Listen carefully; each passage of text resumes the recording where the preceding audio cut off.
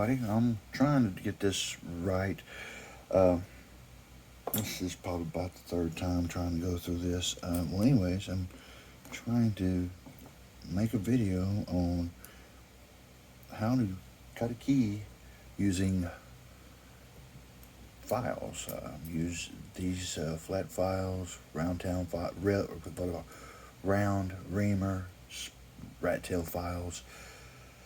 The blank key, as you see, it's already marked. I'll show you how I did that and the reason why I use these as well as this to cut the key. If you don't have one of these, it comes in handy. Definitely comes in handy, but you can make one out of the body of a kick cylinder, which DMAC has done, and I like that idea, so I did the same thing too. But another good thing about it is you could actually have a spring and a pin in here, and you can actually see if your lock is going to work or not. And that's catching because the back of the key right here. But anyway, it gives you an idea, like, okay, if this is not working, it's stuck, so you take that out, and you only got that one pin to pick, and you can spin it on around, and just take that out, take your pin and your spring out, and put your key back in, and you'll look at where your shear line is going to be with your key pin. Of course, it'll be right here where the body and the plug meet. Alright, you see it's going to be a while for that one, but I'm jumping ahead. But let me go ahead and take this back out, go right here, and when you do use this round rat tail reamer file, you'll put around a little valley right there, and that's where these come in handy to give it a good angle. My keys, I usually don't have all of these points here, but you know, I guess that is the advantage of actually having a key cutter versus, you know, doing it this way. You can kind of get away with that and everything else, but this is the way how I do it. I'm about to actually, since I've already done this part, I'll explain to you what I've done, how I've done it. This right here is actually a dental tip that was sent to me by Evil Arch Conservative. Thank you so much, because I've been trying to use them as much as possible, get some good use out of them.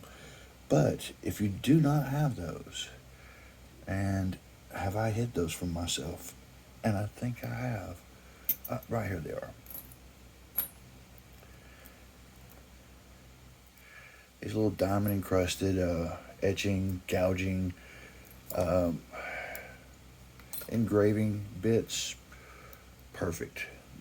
They're the same thing. They work absolutely fantastic. Alright. Now, since I've got my key in the plug, I've already started, so let me go through and show you what I did. Took my Dremel with the bit, followed up and down the key from front to back, right there across the whole section of what's in that chamber shown. Did it on all 6 chambers. Also took the bit onto the sides of the key, so I got these little marks to let me know what I have going on. And what I do in this process is after I done took the rat tail file, made some marks, try to cover basically where I marked with the file, I put it back inside of the plug and try to get this to where you could see it. And so shine the light around, and it looks like I need to take a little bit towards my left and a little bit towards the right. Smooth that out.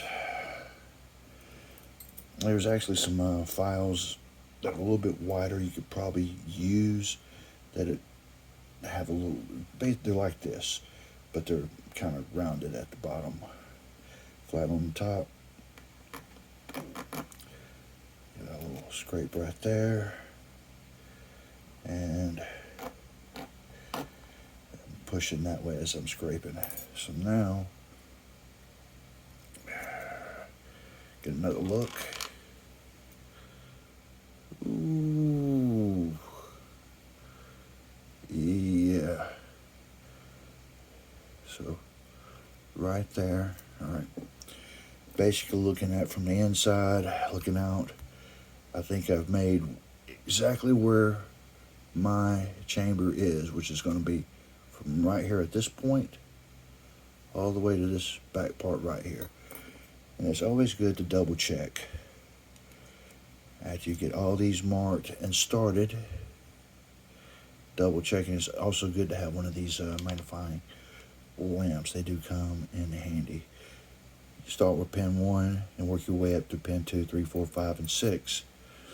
And once you've already got, let's say your key pin, you got them all marked and already ready, you just take your key pin, drop it in, and see, this one I think is about a 0 cut. So where I've got that should be perfect at that shear line.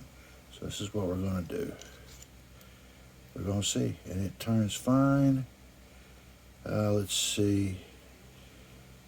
I probably went down a little too much because I see a little bit up here towards the front, but you know, you got a little bit of a room to play with the key on the inside, so there's a good chance if you pick up on the bow that way, which will drop some of these keys and might give you a little bit, but